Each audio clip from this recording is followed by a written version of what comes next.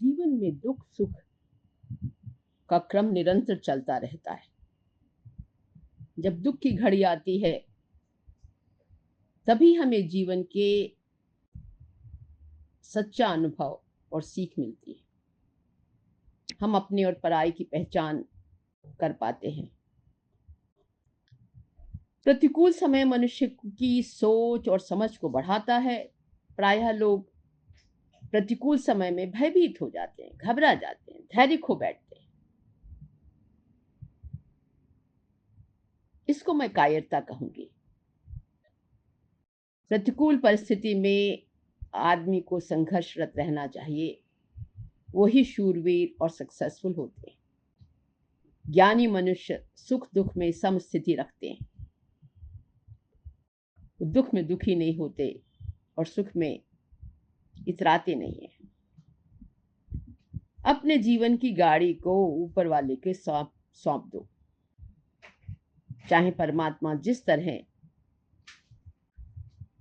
आपकी गाड़ी को गति दे उस तरफ चलो। वो सदा परमात्मा के निर्देश का पालन करते हैं, अपने जीवन में कर्तव्य और दायित्व को समझते हैं। आजकल ब्लेम गेम, जिसको हम दोषारोपण कहते हैं, बहुत बढ़ गया है। उसका मुख्य कारण है कि हमें बचपन में ये सीख हमारे पेरेंट्स ने नहीं दी कि मनुष्य के जीवन में जो भी परेशानी, बाधा, दुख, संताप, पीड़ा, अभाव आते हैं, उसके लिए दूसरों को दोषी ठहराना नहीं है। हमारे जीवन में दुख सुख, शांति अशांति, लाभ हानि हमारे पिछले जन्मों में या इसी जन्म में जो कर्म फल का विधान है, और वही हमारे को मिलता है। पाप और बुरे कर्म का फल दुख, परेशानी और संताप है। अच्छे और पुण्य कर्मों का फल सुख, आनंद, शांति, खुशी, समृद्धि, पद और प्रतिष्ठा है।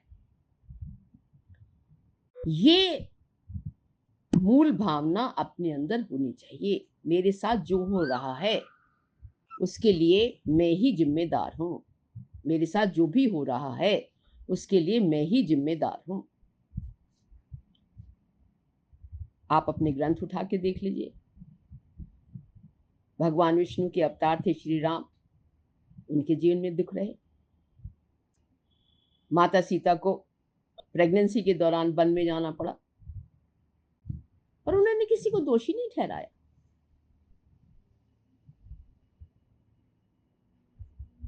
राजा दशरथ के पुत्र का वियोग उनको श्रवण कुमार के पिता से मिला था, श्राप।